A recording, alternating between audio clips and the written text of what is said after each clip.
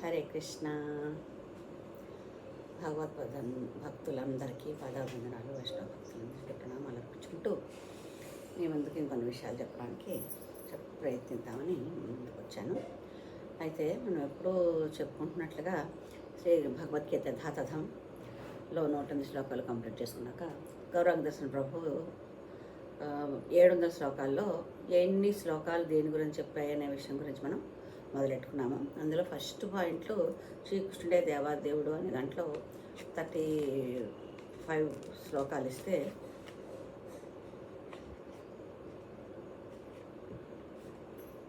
శ్రీకృష్ణుడు దేవాదేవుడు అనే దాంట్లో 59 శ్లోకాలు ఇస్తే అందులో 40 శ్లోకాలు మనం కంప్లీట్ చేసుకున్నాము. లాస్ట్ ఎపిసోడ్లో 13వ అధ్యాయంలో 3వ శ్లోకం చెప్పుకున్నాము. ఇవాళ 4వ అధ్యాయంలో 5వ శ్లోకం చెప్పుకోవడానికి ప్రయత్నిద్దాం. ముందుగా హరే కృష్ణ మహామంత్రం చెప్పుకుని మంగళాచరణం చెప్పుకుని శిక్షా గురువులకి కృతజ్ఞతలు తెలియజేసుకున్నాక మనం అసలు శ్లోకాల్లోకి వెళ్ళడానికి ప్రయత్నిద్దాం. హరే కృష్ణ. జయ శ్రీకృష్ణ చైతన్య ప్రభు నిత్యానంద శ్రీ అద్వైత గదాధర శ్రీవాసాది గౌరభక్త బృంద. హరే కృష్ణ కృష్ణ కృష్ణ హరే హరే, హరే రామ రామ రామ హరే హరే. హరే కృష్ణ కృష్ణ కృష్ణ హరే హరే, హరే రామ రామ రామ హరే హరే. హరే కృష్ణ కృష్ణ కృష్ణ హరే హరే, హరే రామ రామ హరే హరే. హరే కృష్ణ కృష్ణ కృష్ణ హరే హరే, హరే రామ రామ హరే హరే. హరే కృష్ణ కృష్ణ కృష్ణ హరే హరే, హరే రామ రామ హరే హరే. హరే కృష్ణ కృష్ణ కృష్ణ హరే హరే, హరే రామ రామ హరే హరే. హరే కృష్ణ కృష్ణ కృష్ణ హరే హరే, హరే రామ రామ హరే హరే. హరే కృష్ణ కృష్ణ కృష్ణ హరే హరే, హరే రామ రామ హరే హరే. హరే కృష్ణ కృష్ణ కృష్ణ హరే హరే, హరే రామ రామ హరే హరే. హరే కృష్ణ కృష్ణ కృష్ణ హరే హరే, హరే రామ రామ హరే హరే. హరే కృష్ణ కృష్ణ కృష్ణ హరే హరే, హరే రామ రామ హరే హరే. జయ శ్రీకృష్ణ చైతన్య ప్రభు నిత్యానంద శ్రీ అద్వైత గదాధర శ్రీవాసాది గౌరభక్త. హరి బోల్ నితయ గౌర ప్రేమానంద హరి బోల్. మంగళాచరణలు. ఓం న జ్ఞానతిమిరాంధస్య జ్ఞానాంజనశలాకయా చక్షురోన్మిళితం యేన తస్మై శ్రీగురవే నమః. శ్రీచైతన్యమనోభీష్టం స్థాపితం యేన భూతలే స్వయం రూపః కదా మह्यं దదాతి స్వపదాంతికం. వందేహం శ్రీగురో శ్రీయుతపదకమలం. శ్రీగురూన్ వైష్ణవాంశ్చ శ్రీరూపం సాగ్రజాతం సహగణ రఘునాథాన్వితం తం సజీవం సాద్వైతం సావధూతం పరిజనసహితం కృష్ణ చైతన్యదేవం శ్రీరాధాకృష్ణపాదాం సహగణ లలితా శ్రీ విశాఖాన్వితాంశ్చ. హే కృష్ణ కరుణా సింధో దీనబంధో జగత్పతే గోపేశా గోపికా కాంత రాధాకాంత నమోస్తుతే తప్త కాంచన గౌరాంగీ రాధే బృందావనేశ్వరి వృషభానుసుతే దేవి ప్రణమామి హరిప్రియే. నమో ఓం విష్ణుపాదాయ కృష్ణపృష్ఠాయ పుతలే శ్రీమతే జయపతాక స్వామినితి నామినే. నమో ఆచార్యప్రదాయ గౌరనితాయ ప్రదాయనే గౌరకథాధామాదయా నగరగ్రామ తారిణే. ఓం నమో విష్ణుపాదాయ కృష్ణపృష్ఠాయ పుతలే శ్రీమతే భక్తివేదాంత స్వామినితి నామినే. నమో సారస్వతే దేవే గౌరవాణి ప్రచారిణే నిర్విశేష శూన్యవాది పాశ్చాత్యదేశతారిణే. నమో మహావదన్యాయ కృష్ణ ప్రేమప్రదాయ చ కృష్ణాయ కృష్ణ చైతన్య నామ్నే గౌరత్వే నమః.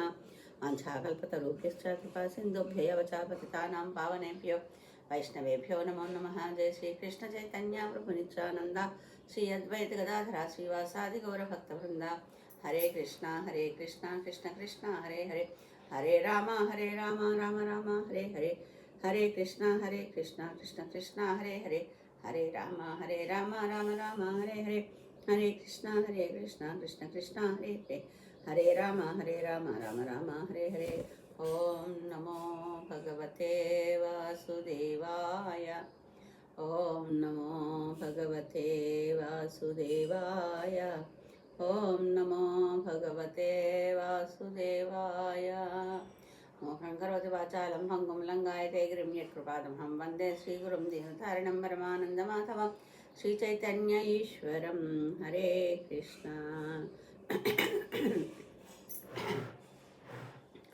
జయ జయ శ్రీ చైతన్య జయ నిత్యానంద జయ అద్వైత చంద్ర జయ గౌరభక్త బృంద. జయ జయ శ్రీ చైతన్య జయ నిత్యానంద జయ అద్వైత చంద్ర జయ గౌరభక్త బృంద. జయ జయ శ్రీ చైతన్య జయ నిత్యానంద జయ అద్వైత చంద్ర జయ గౌరభక్త బృంద. హరే కృష్ణ కృష్ణ కృష్ణ హరే హరే. హరే రామ హరే రామ రామ రామ హరే హరే. శిక్షాగురులందరికీ నేను ఏది చెప్పినా కూడా చెప్పగలుగుతున్నాను అంటే శిక్షాగురువుల కారుణ్యమే. వాళ్ళని తలుచుకుని మనం ముందుకు వెళ్ళడానికి ప్రయత్నిద్దాము. ऋषिकेश दास प्रभु जी, गोवर्धन गिरिदास प्रभु जी, रेवती माता जी, रानी माता जी, प्रणवानंद प्रभु जी, गौरांग दर्शन प्रभु जी, వీరందరూ అనుష మాతాజీ, వీళ్ళందరూ చెప్పింది విని దాంట్లో ఏదైనా నేను కొంచెం అర్థం చేసుకున్న దాంట్లో బహుశా సగమే మీకు చెప్పగలుగుతానేమో. కానీ అది ఒక నాకు తెలిసింది నలుగురికి పంచుకుందామనే తాపత్రయంలో ఇది మొదలుపెట్టాను, మీ అందరికీ తెలుసు. అందుకని నేను చెప్పిన దాంట్లో ఏదైనా మంచి ఉంటే శిక్షా గురువులది ఏదైనా సరిగా అవగాహన లేక నేను చెప్పింది ఏదైనా ఉంటే నా అవగాహన లోపం. హరే కృష్ణ. ఎప్పుడు చెప్తున్నట్లుగా ఇది శ్రీకృష్ణ కృపామూర్తి శ్రీల ప్రభుపాదుల వారికి అంకితం చేసుకుంటూ మనం శ్లోకంలోకి వెళ్దాము. ఇది శ్రీకృష్ణుడు 4వ అధ్యాయంలో 5వ శ్లోకం.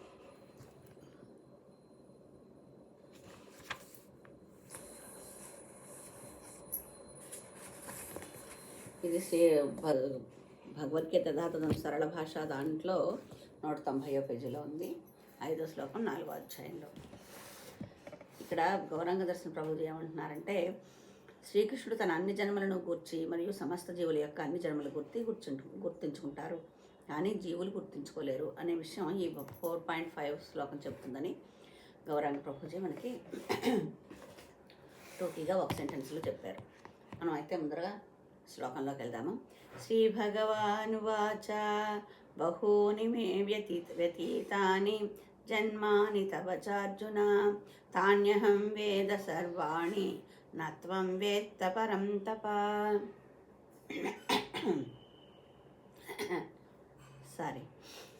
శ్రీ భగవానువాచ బహూని మే వ్యతీతాని జన్మాని తవ చార్జున తాన్యహం వేద సర్వాణి నత్వం వేత్త పరం తప.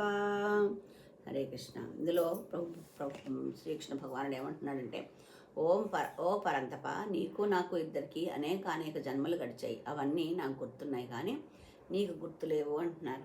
ఇది ఫస్ట్ 4th చాప్టరు పేరేంటో చూసి ఒకసారి.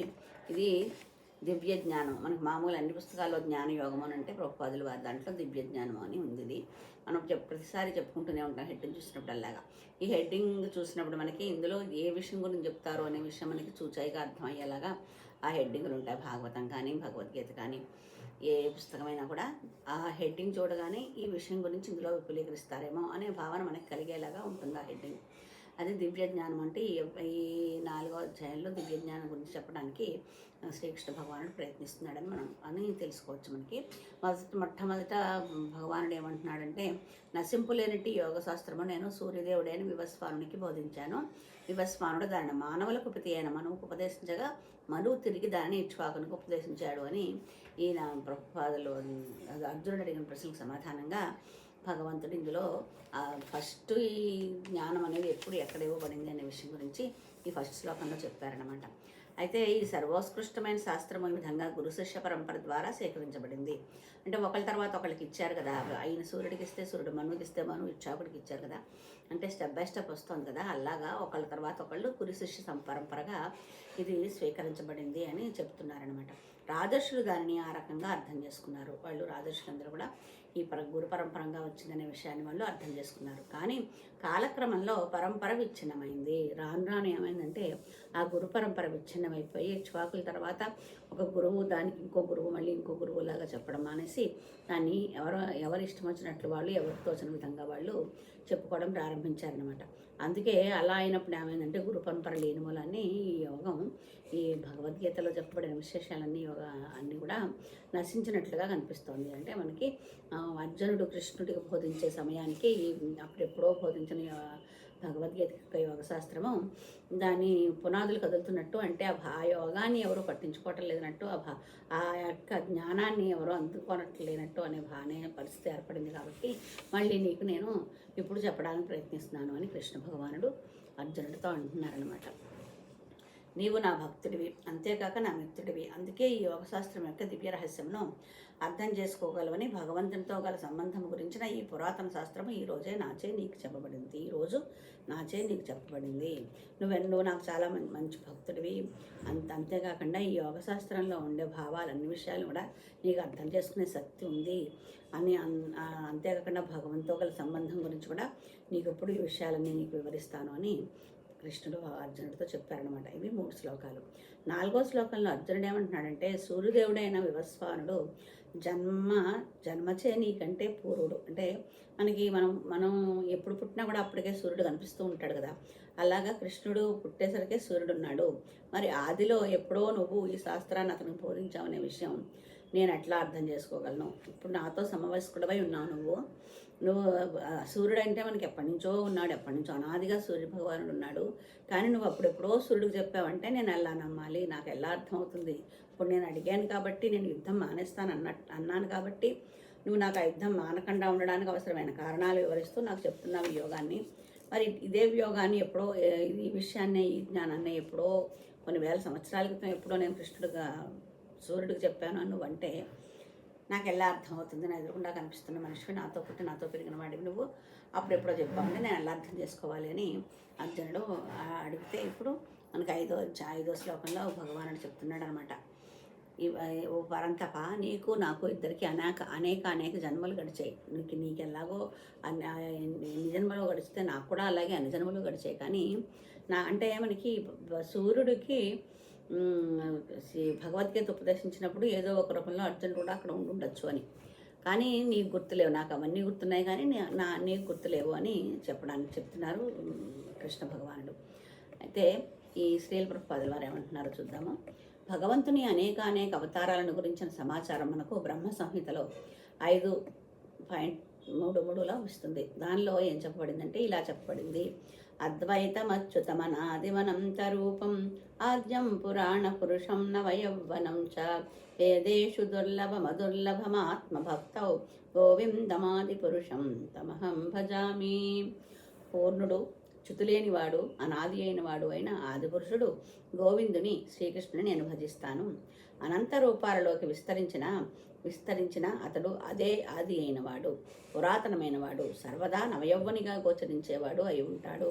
అటువంటి నిత్యమైన ఆనందపూర్ణమైన సర్వజ్ఞానమయమైన భగవద్రూపాలు సాధారణంగా గొప్ప వేద పండితులకు కూడా తెలియకపోయినా విశుద్ధ భక్తులకు సర్వదా ప్రకటమవుతాయి. బ్రహ్మ సంహితలో 5లో 33వ శ్లోకం ఇలా వచ్చిందట. ఏమంటే, పూర్ణుడు, చ్యుతులేనివాడు, అనాది అయినవాడు అయిన ఆదిపురుషుడు గోవిందుని నేను భజిస్తాను. అతనికి అసంపూర్ణం ఏమి లేదు, మొత్తం పూర్ణుడు. చ్యుతులేనివాడు అంటే తగ్గనివాడు, ఎప్పుడూ అతనికి తగ్గడం అనేది ఉండదు. అనాది అయినవాడు, ఎప్పటి నుంచో ఉన్నవాడు అలాంటి ఆదిపురుషుడు, అదే గోవిందుణ్ణి, అదే శ్రీకృష్ణుని నేను పూజిస్తాను. అనంత రూపాలలోకి విస్తరించిన అతనే ఆది అయినవాడు. ఎన్నో రూపాల్లో ఉన్నా కూడా ఇవాళ ఈ రూపంలో ఉన్నాడంటే ఇదే మొదలు కాదు, అతనికి ఎప్పటి నుంచో ఉన్న భగవంతుడైన చాలా పురాతనమైన వాడు. అంటే అతనే సృష్టికి మూలం కాబట్టి ఎప్పటి నుంచో ఉన్నాడు. అతని ముందర ఎవరూ లేరనే విషయం మనకి ఇక్కడ పురాతనమైన వాడు అనే విషయం చెప్తోంది. సర్వదా నవయవ్వనిగా గోచరించేవాడు, ఎప్పుడు చూసినా అతను నవయవనంగానే ఉంటాడట. యుద్ధం మనకి కురుక్షేత్ర యుద్ధం అయ్యేసరికి ఆయనకి 125 సంవత్సరాలు అని చెప్తారు, కానీ అతను 25 ఏళ్ల యువకుడిలాగానే ఉంటారట, ఇప్పుడు అలాగే కనిపిస్తారట. అప్పటికే ఆయనకి మనవలు కూడా ఉన్నారట. ఆ టైంకి ఆయన కురుక్షేత్ర యుద్ధం జరిగే టైంకి కృష్ణుడికి మనవలు కూడా ఉన్నారట, కానీ అతని రూపం మాత్రం 25 సంవత్సరాల వయసులో ఉన్నట్టే కనిపిస్తుంది. మనకి క్యాలెండర్లు కానీ లేకపోతే గుళ్ళల్లో డైటీలు కానీ అన్నీ అదేలాగా కనిపిస్తాయి కదా. మనకి ఎప్పుడు ఎక్కడ 80 ఏళ్ల ముసలాడి కిందో 100 ఏళ్ల ముసలాళ్ళ కిందో కృష్ణ విగ్రహాలు ఎక్కడ ఉండవు. కానీ ఆయన 125 ఏళ్ల వయసులో కురుక్షేత్ర యుద్ధం జరిగింది అంటారు. తర్వాత కూడా కొన్ని సంవత్సరాలు ఉన్నారు కదా ఆయన. అటువంటి నిత్యమైన ఆనందపూర్ణమైన సర్వజ్ఞానమయమైన భగవద్రూపాలు సాధారణంగా గొప్ప వేద పండితులకు కూడా తెలియకపోయినా విశుద్ధ భక్తులకు సర్వదా ప్రకటమవుతాయి. ఎన్నో వేదాలు శాస్త్రాలు చదువుకున్నా కూడా ఇలాంటి మంచి రూపాల గురించి ఆయనకి ఆనందపూర్ణమైన సర్వజ్ఞానమైన అలాంటి అన్ని లక్షణాలు ఉన్న భగవద్రూపం గురించి ఎన్నో శాస్త్రాలు వేదాలు చదివినా కూడా ఒక్కొక్కసారి అర్థం కాకపోవచ్చు. కానీ విశుద్ధ భక్తులకు మాత్రం చాలా బాగా అర్థమవుతుంది. ఎందుకంటే మనకి ఈ భగవద్గీత చెప్పినప్పుడు కూడా మొదటి 6 అధ్యాయాలు జ్ఞానయోగం, కర్మయోగము, మధ్యలో భక్తి యోగము, లాస్ట్లో జ్ఞానయోగము అని చెప్పారు కదా. అలాగా అన్నిట్లో చెప్పినా కూడా ఆఖరికి వచ్చింది ఏంటంటే కర్మయోగం చేసినా కూడా ఆఖరికి భక్తి యోగంలోకి వెళ్తేనే భగవంతుని తెలుసుకుంటామనే విషయం చెప్పారు.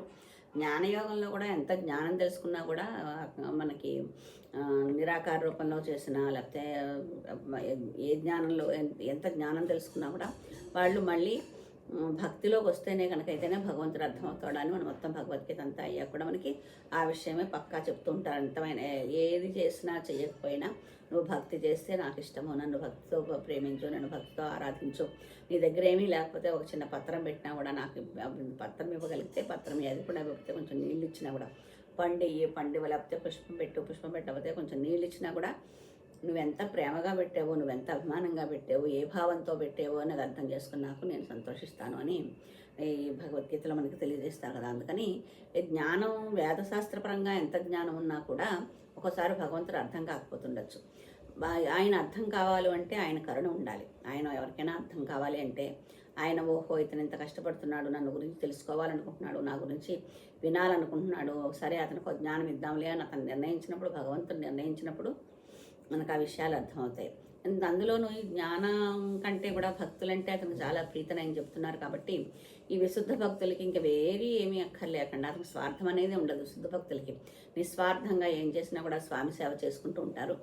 ఎప్పుడు స్వామి చేసినా ఎవరు ఏమనగినా కూడా నేను భగవంతుని భక్తుల యొక్క దాసాను చెప్తారు. నిజంగా విశుద్ధ భక్తులు ఉన్నవారు నాదేమీ లేదు, ఫలానా గురువు యొక్క శిష్యుడు నేను, ఒక శిష్యుడు, ఆ శిష్యుడికి ఇంకో శిష్యుడు, ఇంకో శిష్యుడికి ఇంకో శిష్యుడు, ఇంకో శిష్యుడికి ఇంకో శిష్యుడు, అంత కింద ఉన్న ఆ పొజిషన్లో ఉన్నాను నేను, నా భక్తి అంత కిందగా ఉంది అని విశుద్ధ భక్తులు ఎంత భక్తి ప్రపత్తులతో ఉన్నా కూడా, ఆ భక్తిలో ఎంత తారాస్థాయికి చేరుకున్నా కూడా వాళ్ళు దాన్ని అంగీకరించరు. ఎప్పుడు మనకి భగవంతుని భక్తుని యొక్క దాసునే అంటారనమాట.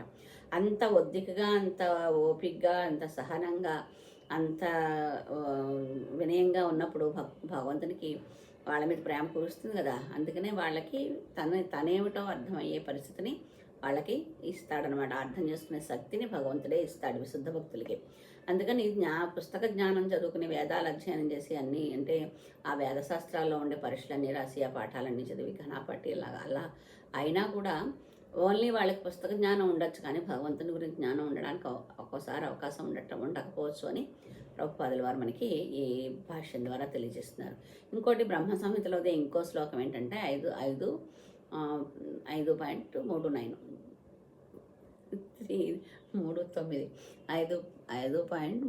ఇది కూడా చెప్పబడింది. ఏం చెప్పారంటే రామాదిమూర్తిషు కళా నియమేన తిష్టన్ నానావతారమకరోద్భువనేషు కింతు కృష్ణ స్వయం సమభవత్ పరమః పుమాన్యో గోవిందమాదిపురుషం తమహం భజామి.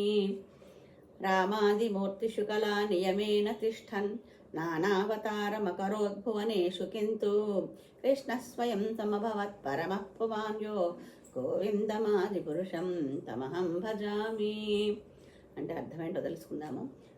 రామ నృసింహాదిపలు అవతారాలలో ఇతర అనేకమైన అంశావతారాలలో సర్వదా నిలిచి ఉన్నప్పటికీ శ్రీకృష్ణునిగా తెలియబడే స్వయం భగవానుడు స్వయంగా కూడా అవతరించేవాడైన ఆదిపురుషుడు గోవిందుని నేను భజిస్తాను, అలాంటి కృష్ణుని భజిస్తాను నేను అని బ్రహ్మ సమితిలో బ్రహ్మగారు అంటున్నారనమాట. రాముడు, నృసింహుడు ఇలా ఎన్నో అనేక అవతారాలు అలే కాకుండా అంశావతారాలు కూడా కొన్ని ఉంటాయి. పూర్తి అవతారాలు కాకుండా ఆయన అంశతో వచ్చే అవతారాలు కూడా కొన్ని ఉంటాయి. అలాంటి అంశావతారాలు అన్నిట్లోనూ కూడా కృష్ణుడు ఎప్పుడు ఉన్నా కూడా ఆయన ఆ భగవాన్ని అలా అంశ రూపంలో ఉంటాడు, పైగా స్వయంగా కూడా అవతరిస్తాడు. అలాంటి ఆదిపురుషుడైన గోవిందుని నేను భజిస్తాను అని బ్రహ్మ సమితిలో బ్రహ్మగారు చెప్తున్నారు. భగవంతుడు అద్వితీయుడైన అసంఖ్యాక రూపాలలోకి స్వయంగా ప్రకటమవుతాడని వేదాలలో కూడా చెప్పబడింది. ఆయన అద్వితీయుడైన కూడా అసంఖ్యాక రూపాల్లోకి, ఎన్నో రూపాల్లోకి ఆయన ప్రకటమవుతూ ఉంటాడని వేదాల్లో కూడా చెప్పారట. అతడు రంగులు మార్చిన ఒకటిగానే ఉండే వైఢూర్యమణి వంటివాడు. వైఢూర్యం చూస్తేట మనకి కొన్ని రంగులు మారుతూ ఉంటుందట, అది ఒక్కొక్కసారి ఒక్కొక్కలాగా ఉంటుందట. ఉన్నది ఒకటే వైఢూర్యం, కానీ రకరకాల రంగులు మారుతూ ఉంటాయి సీజన్లు బట్టి. అలాగా వైఢూర్యం అలాగా మనకి నానా రూపాలు కేవలం విశుద్ధ భక్తులకే అర్థమవుతాయి, కానీ కేవలము వేదాధ్యాయంతే కాదు. మనం ఇందాక అనుకున్నట్టు ఈయన ఏ రూపంలో ఉన్నా, ఏ అంశలో ఉన్నా కూడా భగవద్భక్తునికి ఆయన ఏ రూపంలో కూడా ఉన్నా కూడా భగవద్భక్తునికి అర్థమైపోతుంది. కానీ అదే వేదాధ్యయనం చేసినంత మాత్రాన మన ఎదురుగుండా వేరే రూపంలో ఉన్న భగవంతుడు అర్థం కాడు. భక్తునికి మాత్రమే నిత్యము అనవరతంగా ఆయన ప్రార్థిస్తున్న వాళ్ళకి భగవంతుడు ఏ రూపంలో ఉన్నా కూడా అర్థమైపోతుంది అన్నమాట. అయితే వేదేషు దుర్లభం అదుర్లభం ఆత్మభక్తవు. అర్జునుడి వంటి భక్తులు భగవంతుని నిత్య సహచరులు.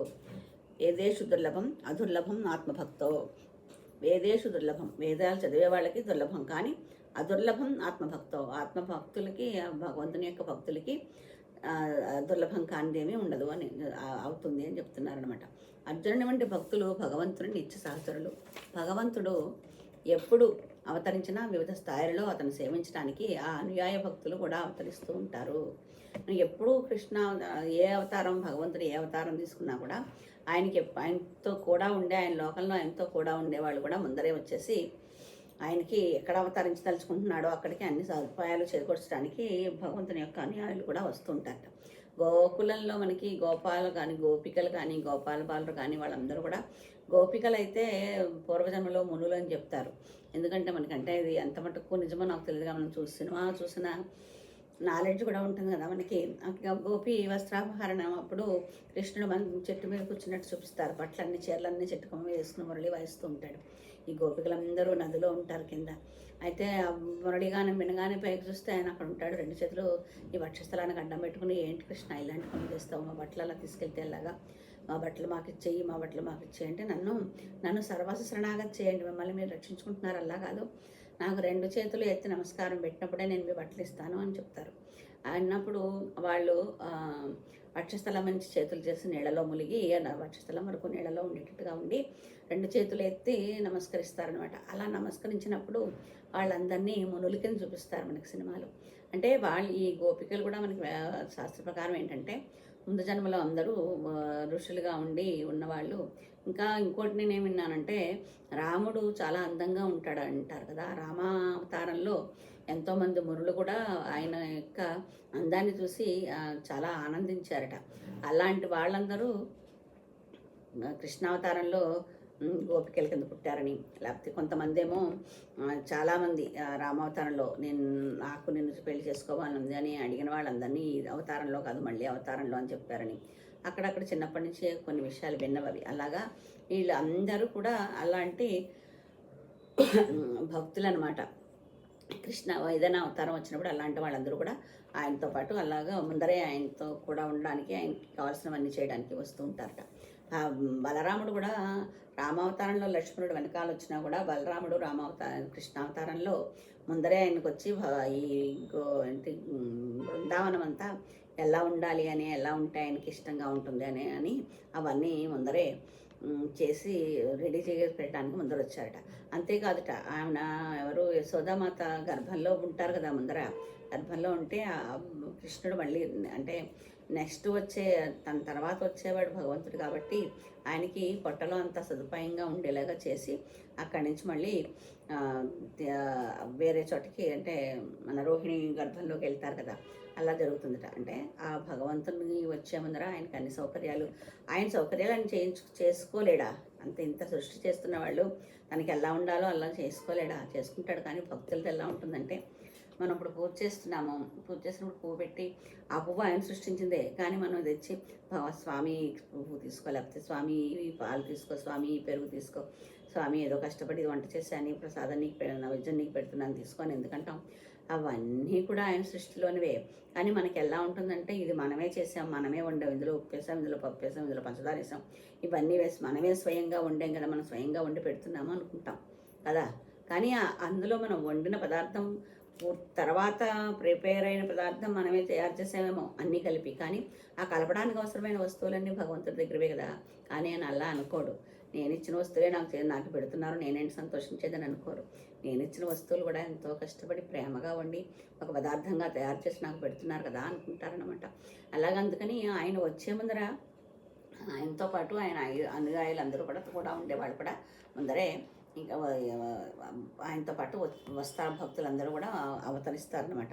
అర్జునుడు కూడా అటువంటి భక్తుల్లో ఒకడు. కోట్లాది సంవత్సరాల కిందట శ్రీకృష్ణ భగవానుడు భగవద్గీతను సూర్యదేవుడైన వివస్వానునికి చెప్పినప్పుడు అర్జునుడు కూడా భిన్న స్థాయిలో నిలిచి ఉన్నాడని ఈ శ్లోకంలో అర్థమవుతుంది. మనం ఇందాక అనుకున్నట్లుగా సూర్య భగవానుడు చెప్పినప్పుడు కూడా అర్జునుడు ఏదో ఒక రూపంలో అక్కడ ఉండే ఉంటాడు అని. అలా అంటే అందరూ అనుయాయులందరూ అప్పటి నుంచి అతనితో ఉన్నారు అన్న విషయం మనకు అర్థమైనప్పుడు ఈ అర్జునుడు కూడా కృష్ణుడిని ఎప్పుడు వదిలి ఉండడు కదా, ఏదో ఒక అనుయాయుడే కదా అతను కూడా. అందుకని అప్పుడు చెప్పినప్పుడు కూడా సూర్యుడు చెప్పినప్పుడు కూడా ఈయన ఏదో రూపంలో వినుంటాడు అని మనకి అర్థం ఈ శ్లోకం వల్ల అర్థమవుతోందని ప్రభుపాదులు వారు అంటున్నారు. కానీ అర్జునునికి భగవంతునికి తేడా ఏంటంటే భగవంతుడికి ఆ సంఘటన గుర్తుంది. మనం ఇందాక చెప్పారు కదా భగవంతుడు, నీకు నాకు ఎన్నో జన్మలు అయ్యాయి కానీ ఆ జన్మలన్నీ నీకు గుర్తులేవు, నాకు గుర్తున్నాయి అని చెప్పారు కదా. అందుకని ఈ కృష్ణుడికి అర్జునుడికి తేడా అంటే ఆయన గుర్తున్నవి అర్జునుడికి గుర్తులేదు అంటున్నారు. అంశే అయిన జీవునికి భగవంతునికి తేడా ఇదే. ఇప్పుడు భగవద్ అంశాల అవతారాలు కొన్ని ఉంటాయి, భగవంతుడు డైరెక్ట్గా వచ్చే అవతారాలు కొన్ని ఉంటాయని మనం ఇందాక చదువుకున్నాం కదా. అలాగా అంశకి భగవంతునికి తేడా అదనమాట. అంశ కూడా భగవంతుని యొక్క రూపమైనా కూడా కొన్ని లక్షణాల్లో తేడా కనిపిస్తుంది అనమాట. అర్జునుడు ఇక్కడ శత్రువును అణచగలిగే మహావీరునిగా సంబోధించబడినా తన గత జన్మలో జరిగిన విషయాలను గుర్తు చేసుకోలేకపోయాడు. అర్జునుడైతే మంచి విలికాడే, శత్రువుని జయించగలే శక్తి ఉన్నవాడే. అలా చెప్పారు. ఆయన ఎంతో గొప్ప విలికాడు అని చెప్పినా కూడా ఆయన గత జన్మలో ఏం జరిగింది అనే విషయం అర్జునుడికి గుర్తులేదనమాట. అందుకే జీవుడు లౌకిక పరిగణలో ఎంత గొప్పవాడైనా ఏనాడు భగవంతునికి సమానుడు కాలేడు. అందుకే ఎందుకంటే మనకి జీవుడు అనేవాడు, భౌతిక ప్రపంచంలో వచ్చిన జీవుడు అనేవాళ్ళు ఎంత లౌకికంగా అంటే పెద్ద ధనవంతుడై ఉండొచ్చు, లేకపోతే అధికారంగా పెద్దగా ఉండుండొచ్చు, హోదాలో లేకపోతే మంచితనంలో మంచిగా ఉండుండొచ్చు. ఈ లౌకిక భౌతిక ప్రపంచంలో ఉండే ఎన్నో లక్షణాలు వాళ్ళలో ఉండుండొచ్చు. కానీ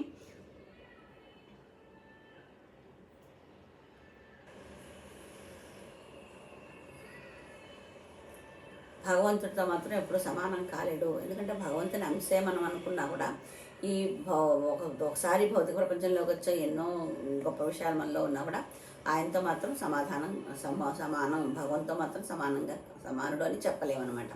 భగవంతుని నిత్య సహచరుడైన వాడు నిశ్చయముగా ముక్త పురుషుడే అయినా భగవంతునికి సమానం కాబోడు. భగవంతునితో ఎప్పుడు సాహచర్యం చేసేవాడు నిశ్చయంగా ముక్త పురుషుడు, అంటే అతను కంపల్సరీ ముక్తి పొందుతాడు, అయినా కూడా భగవంతునికి మాత్రం సమానం కాబోడు. భగవంతుడు అనేది ఒక గొప్ప శక్తి అనమాట. మనకి ఎన్ని లక్షణాలు ఉన్నా, ఎంత అంశ అయినా కూడా ఆయనతో సమానం మాత్రం ఎవరు అవ్వలేరు అని అంటే ప్రతినిత్యం అనుక్షణం ఆయనకి పక్కనే ఉండా కూడా నిత్య సహచరుడైన వాడు కూడా, అంటే అనుక్షణం ప్రతి నిమిషం ఆయనతో ఉన్నా కూడా ఆయనతో సమానం కాలేడు. భగవంతుడు బ్రహ్మ సంహితలో అచ్యుతు లేనివాడిగా అచ్యుతుడు అని వర్ణించబడ్డాడు. అంటే అతడు భౌతిక సంపర్కంలో ఉన్నప్పటికీ తనను తాను ఏనాడు మర్చిపోడు. అందుకే జీవుడు అర్జునులాగా ముక్తుడైన భగవంతుడు జీవుడు అన్ని విధాలుగా ఏనాడు సములు కారు. అంటే మన అర్జునుడు కృష్ణుడు కూడా ఎన్నో జన్మలు పొందారని చెప్తున్నారు కదా. అయినా కూడా అర్జునుడికి ఏమీ గుర్తులేదు కాబట్టి భగవంతుడితో సమానం ఎవరు కారు అని ఇక్కడ మనకు చెప్తున్నారు. జీవుడు అనేవాడు ఏనాడు కూడా అన్ని విధాలుగా భగవంతునితో సమానంగా కాలేరు. అర్జునుడు భగవద్భక్తుడే అయినా ఒక్కొక్కప్పుడు భగవంతుని స్వభావాన్ని మర్చిపోతూ ఉంటాడు. భగవంతుడు భక్తుడే అతను, కానీ ఒక్కోసారి ఆ భగవంతునికి ఉన్న లక్షణాలు మర్చిపోతూ ఉంటాడు. ఒక్కోసారి ఏదైనా బాధ కలిగిందో లేకపోతే ఏదైనా అనుకోని సంఘటనలు జరిగినప్పుడు కూడా ఒక్కోసారి భగవంతుడు లక్షణాలు మర్చిపోయి ఏం చేయాలా, భగవంతుని అడగాలా లేదా అనే విషయం కూడా మర్చిపోతూ ఉంటారనమాట. ఒక్కొక్కప్పుడు భగవంతుని స్వభావాన్ని మర్చిపోతాడు. అయినా దివ్యకరుణ ద్వారా అతడు భగవంతుని చ్యుతులేని స్థితిని శీఘ్రమే అర్థం చేసుకోగలుగుతాడు. అయినా కూడా మనం ఇందాక చెప్పినట్లుగా భగవంతునికి భక్తుల మీద ఎంతో ప్రేమ ఉంటుందని చెప్పాం కదా. ఆ కరుణ ప్రేమ ద్వారా, ఆ భగవంతుని యొక్క దివ్య కరుణ ద్వారా తొందరగానే అతను మళ్ళీ భగవంతుని తెలుసుకోవడానికి అర్థం చేసుకునే శక్తి అతనికి భగవంతుడు ఇస్తాడనమాట. హరే కృష్ణ.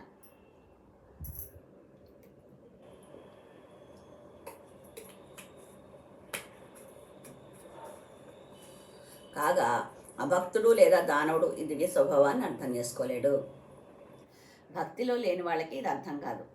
భక్తిలో లేని వాడే కాకుండా దానవుడు. రాక్షసులకు కూడా భగవంతుడు అంటే ఎప్పుడు కూడా భగవంతుడు అతనికి అన్ని లక్షణాలు ఉన్నాయి, అతను భగవంతుడని ఎప్పుడు ఒప్పుకోరు కదా. దానవులు కూడా మేము గొప్ప అంటే మేము గొప్ప అనే ఉద్దేశంలోనే ఉంటారు తప్ప దేవతల మీద ఎప్పుడు యుద్ధానికి వెళ్ళాలి చూస్తారు తప్ప దేవతల యొక్క గొప్పతనాన్ని ఒప్పుకోరు. అలాగే భక్తి లేని వాళ్ళు కూడా భగవంతుని యొక్క దివ్య స్వభావాన్ని అర్థం చేసుకోలేరు, అర్థం చేసుకోవడానికి ప్రయత్నించరు కూడా. ఎందుకంటే ఏదైనా అక్కడ ఉందేమో అనే కుతూహలం ఉంటే కదా అదేమిటో తెలుసుకుందాం అనిపిస్తుంది. కానీ అసలు అదేమీ లేదు అనే భావం ఉన్నప్పుడు అక్కడ ఏముందో తెలుసుకోవాలనే భావమే రాదు కదా. అందుకని అర్థం లేని గుణం ఒకటే కాకుండా అసలు అర్థం చేసుకోవాలని కూడా ప్రయత్నించరనమాట. తత్ఫలితంగా ఈ గీతోపదేశాలు దానవ బుద్ధికి అర్థం కావు. అందుకని ఈ గీతలో చెప్తున్న విషయాలన్నీ దానవులకి అర్థం కావు. కోట్లాది సంవత్సరాల కింద చేసిన కార్యాలను శ్రీకృష్ణుడు గుర్తుపెట్టుకున్నాడు. ఎన్నో కోట్ల సంవత్సరాల క్రితం చేసిన పనులు కూడా అతను గుర్తుపెట్టుకున్నాడు. కానీ కృష్ణార్జునులు ఇద్దరు నిత్య స్వభావం కలవారే అయినా అర్జునుడు అవి గుర్తుపెట్టుకోలేకపోయాడు. వాళ్ళిద్దరూ ఎప్పటి నుంచో కలిసి అలా జన్మలు తీసుకుంటూ ఉన్నా కూడా అర్జునుడికి అవి ఏమీ గుర్తులేవు, కానీ కృష్ణుడికి అవన్నీ గుర్తున్నాయి. దేహమార్పు కారణంగా జీవుడు ప్రతిదీ మర్చిపోతాడు. మనకి ఒక శరీరం వచ్చాక కొంతకాలమైన తర్వాత క్షీణించిపోయి ఆ శరీరంలోంచి మనం వెళ్ళిపోతాం కదా. అలా వెళ్ళిపోతాం కాబట్టి దేహమార్పు కారణంగా, అంటే ఒక శరీరం నుంచి ఒక శరీరంలోకి మారుతూ ఉంటాం కాబట్టి ఇవి మనకి గుర్తుండవు అని చెప్తున్నారు. కానీ తన సచ్చిదానంద విగ్రహాన్ని మార్చని కారణంగా భగవంతుడు అంతా గుర్తుపెట్టుకుంటాడని ఇక్కడ మనం గమనించాలి. కృష్ణుడు అవతారాలా తీసుకుంటున్నాడు అంటాం, కానీ అవతారాలు తీసుకోవడం అనేది ఆయన శరీరాన్ని మార్చడం కాదు కదా. అందుకని అతను ఎప్పుడు సచ్చిదానంద రూపంలోనే ఉంటారు కాబట్టి ఆయనకి మరుపు అనేది ఉండదు అని చెప్తున్నారు. అతడు అద్వైతుడు, అంటే తన దేహానికి తనకు భేదం లేనివాడు. అతని సంబంధంలో ప్రతిదీ ఆధ్యాత్మికమే కాగా బద్ధజీవుడు తన భౌతిక దేహానికి భిన్నంగా ఉంటాడు. బద్ధజీవుడు ఎన్నో శరీరాలు పుచ్చుకుంటూ ఉంటాడు కాబట్టి ప్రతి శరీరంలోనూ ఒక్కొక్క లక్షణాలు ఉంటూ ఉంటాయి అన్నమాట. అయితే అతడు అద్వైతుడు, అంటే తన దేహానికి తనకు భేదం లేనివాడు. అతని సంబంధంలో ప్రతిదీ ఆధ్యాత్మికే కాగా బద్ధజీవుడు తన భౌతిక దేహానికి భిన్నంగా ఉంటాడు. మరి ప్రతిసారి ఒక్కో శరీరం మారుతూ ఉంటుంది కాబట్టి మనం దానికి భిన్నంగా ఉంటాం కాబట్టి అవన్నీ మనకి గుర్తుండవు. భగవంతుని దేహము ఆత్మ సమానమైన కారణంగా భౌతిక స్థితికి అవతరించినప్పటికీ అతని స్థితి బద్ధజీవుని స్థితికి సర్వదా భిన్నంగా ఉంటుంది. మనకి ఆత్మ వేరు శరీరం వేరు అలా ఉంటాం కాబట్టి మనకి శరీరం మారినప్పుడల్లా ఆత్మ వేరే శరీరంలో ప్రవేశించినప్పుడల్లా ఈ ముందర శరీరానికి సంబంధించిన విషయాలు మనకి గుర్తుండవు. కానీ భగవంతునికి అలా కాదు. దేహము ఆత్మ రెండు సమానమైన కారణంగా భౌతిక స్థితిలో భౌతిక ప్రపంచంలోకి వచ్చినా కూడా అతను ఎప్పుడూ సిద్ధబద్ధ జీవునికి స్థితికి, అంటే మన బద్ధజీవులు ఎలా ఉంటామో వాళ్ళ స్థితికి వ్యతిరేకంగా భిన్నంగా ఆయన ఉంటారు అని చెప్తున్నారు. భగవంతుని దివ్య స్వభావాన్ని దానవులు అర్థం చేసుకోలేరు. భగవంతుడికి ఈ ఉన్న దివ్య స్వభావానికి, అంటే ఎప్పటి నుంచో ఎప్పుడు ఏ అవతారంలో వచ్చినా కూడా ముందర అవతారాల గురించి కానీ ముందర ఎన్నో కోట్ల సంవత్సరాల దగ్గర జరిగిన విషయాలన్నీ కూడా ఆయన గుర్తుంటాయని మహానుభావుడు అనే విషయం దానవులు అర్థం చేసుకోలేరు. తన దివ్య స్వభావాన్ని స్వయంగా భగవానుడే రాబోయే శ్లోకంలో వివరిస్తాడు. అంటే 4వ శ్లోకంలో ఈ విషయం గురించి ఆయన వివరించట. అదేమంటున్నారంటే, నేను పుట్టిక లేని వాడినైనా, నా దివ్యదేహం ఏనాడు నా సంపన్నదైనా, నేను సకల జీవులకు ప్రభువేనైనా, అది నా దివ్య రూపంలో నేను ప్రతి యుగంలోనూ అవతరిస్తాను. ఇవన్నీ ఉన్నా కూడా నేను ప్రతి యుగంలో ఒక్కొక్క అవతారం తీసుకుని అవతరిస్తాను అని ఈ శ్లోకంలో మనకి నెక్స్ట్ శ్లోకంలో చెప్పారనమాట. అయితే మనం ఇప్పుడు 4వ అధ్యాయంలో 5వ శ్లోకం కంప్లీట్ చేసుకున్నాము. నాకు నిన్న అంటే ఇది నాకు అవునా అని అనిపించింది అనమాట. ఆ విషయం మీతో చెప్తాం అనుకుంటున్నాను. అనుషమాతాజీ క్లాస్లో మనకి పుణ్యం ఉంటే స్వర్గలోకానికి వెళ్తాం, పాపం ఉంటే నరకలోకానికి వెళ్తాము. మళ్ళీ అక్కడ అవన్నీ అయిపోయాక మళ్ళీ భూలోకంలో ఏదో ఒక యోనిలో జన్మ తీసుకుంటామని చెప్తారు కదా. అదిట మనము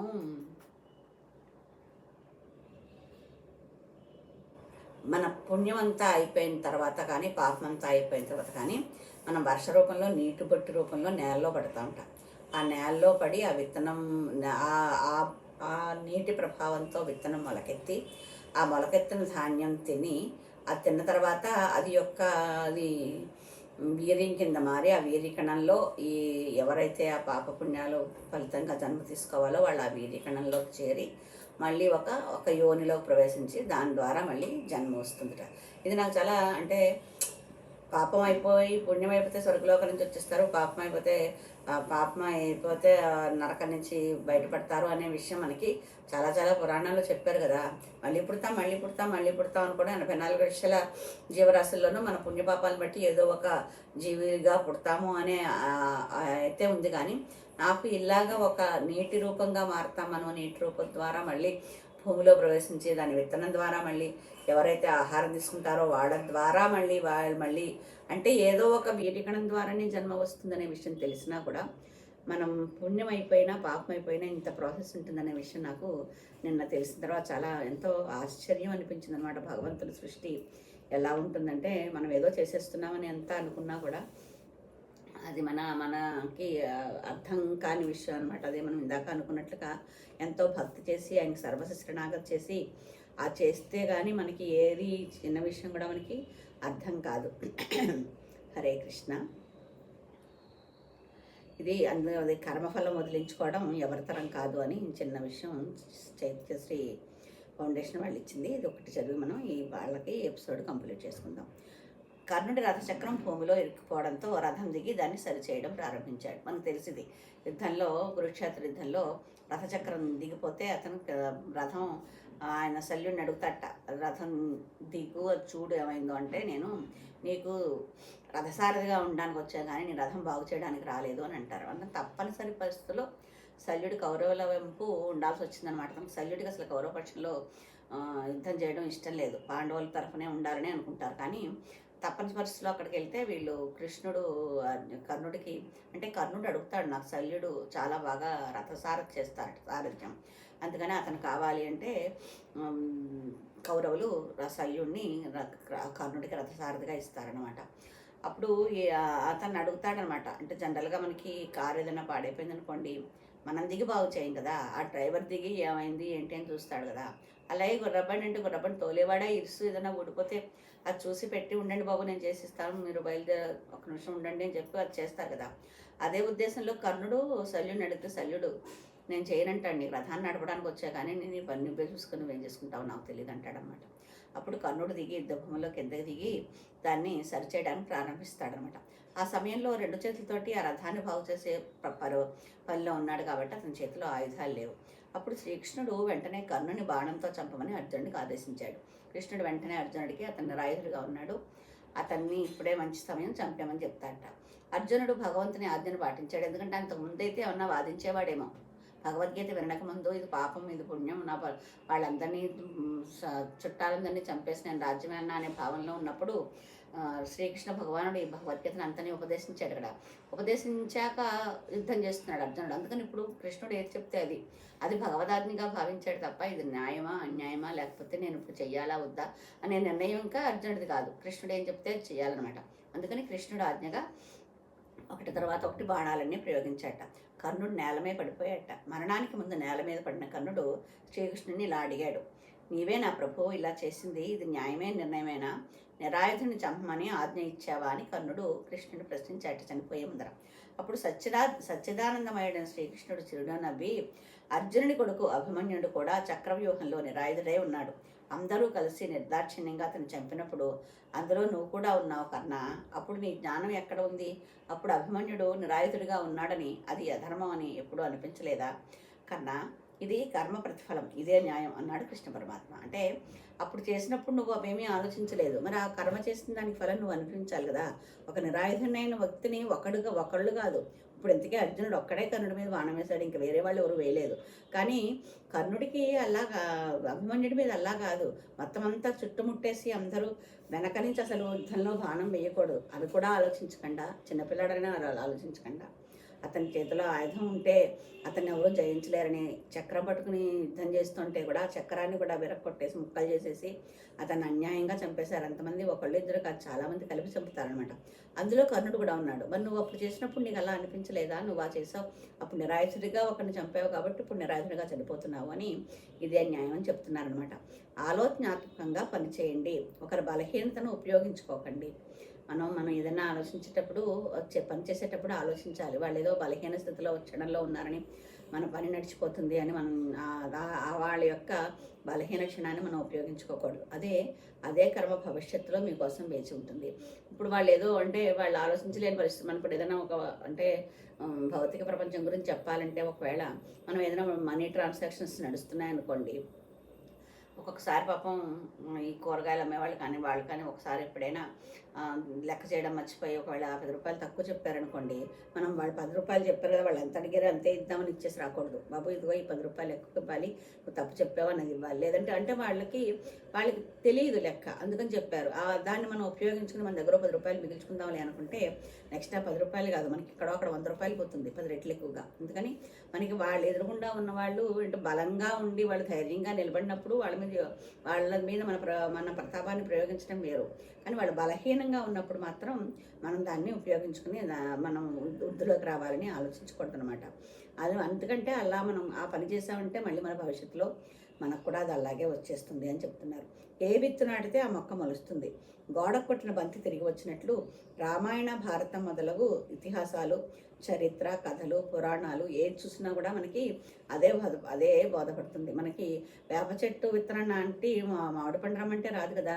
మనం ఎవరినో అన్యాయంగా కొట్టి మనం మాత్రం అన్యాయంగా దెబ్బలు తినము అంటే కుదరదు. అది మనం అర్థం చేసుకుని ఎప్పటికప్పుడు మనం చేస్తున్న పనిలో మనం చేస్తున్నది కరెక్టేనా కాదా అనే విచక్షణ జ్ఞానాన్ని కోల్పోకుండా ఎప్పటికప్పుడు మనం దాన్ని అర్థం చేసుకుంటూ చేసిన రోజుని మనం అంటే కొంతైనా మనం అన్యాయం చేయలేదు ఎవరికి అనే ధైర్యంగా మనం బ్రతకడానికి అవకాశం ఉంటుందన్నమాట. హరే కృష్ణ. ఇంతటితో ఇది మనం ముగించుకుని నెక్స్ట్ ఎపిసోడ్లో మళ్ళీ ఇంకొన్ని విషయాలు తెలుసుకోవడానికి ప్రయత్నిద్దాము. ఇంతవరకు నేను చెప్పిన దాంట్లో ఏమైనా ఒక పాయింట్ అయినా అంటే ఒక విషయమైనా బాగుంది అని అనిపిస్తే కనుకైతే ఆ జ్ఞానాన్ని ఇచ్చిన శ్రీకృష్ణ భగవానుడు, శిక్షా గురువులు మాత్రమే. ఒకవేళ నేను చెప్పిన దాంట్లో ఏదైనా అంటే నేను ఏదైనా ఉపమానంగా చెప్పిందనా లేకపోతే నేను విన్నాను కదా అని చెప్పిన దాంట్లో ఒకవేళ ఏమన్నా తప్పు ఉంటే అది ఆ సమయానికి అది సూట్ అవుతుందేమో అని చెప్పిందే కానీ అవగాహన లోపంతో చెప్పిందే కానీ కావాలని చేసింది కాదనిగా భావించమని ప్రార్థిస్తూ మరొకసారి ఇంతవరకు నేను చెప్పిందంతా కృష్ణ కృపామూర్తి శ్రీల ప్రభుపాదుల వారికి అంకితం చేస్తున్నామని చెప్పుకుంటూ హరే కృష్ణ మంత్రం చెప్పుకుందాము.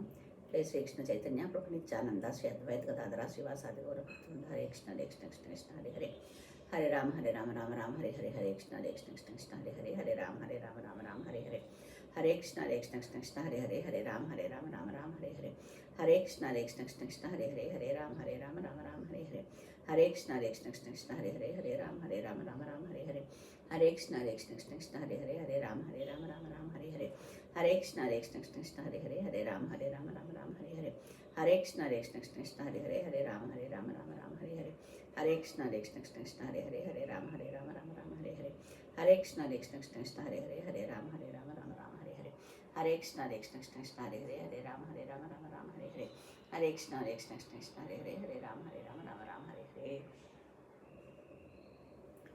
నాకు తెలిసింది చాలా తక్కువ. పుస్తకం చదివి వీళ్ళని అందరూ సత్యాగ్రహం చెప్పినంత విని అందులో ఏదైనా కొంచెం అర్థమైంది ఏదైనా ఉంటే నాకు అర్థమైన నలుగురు వింటే బాగుంటుందనే ఉద్దేశంలో చెప్తున్న విషయం ఇది. నేను పెద్ద ఎక్కువ పుస్తకాలు చదవలేదు, ఎక్కువ నాలెడ్జ్ లేదు, కానీ తపన నాకు ఈ విషయం తెలిసిందే ఇంకో నలుగురు వింటారేమో అని. అలాగా మీకు కూడా నేను విన్నదాంట్లో చెప్పిన దాంట్లో ఏదైనా నచ్చితే కనుకైతే మీ వాళ్ళు ఎవరికైనా షేర్ చేయండి. అది చేస్తే వాళ్ళకు కూడా ఈ విషయం తెలిస్తే సంతోషిస్తారు అనే భావన మీకు కలిగితే ఇంకో నలుగురికి భగవద్గీతని మీరు చేర్చిన వాళ్ళు అవుతారు. కృష్ణ యొక్క సందేశాన్ని మీరు అందించిన వాళ్ళు అవుతారు. హరే కృష్ణ.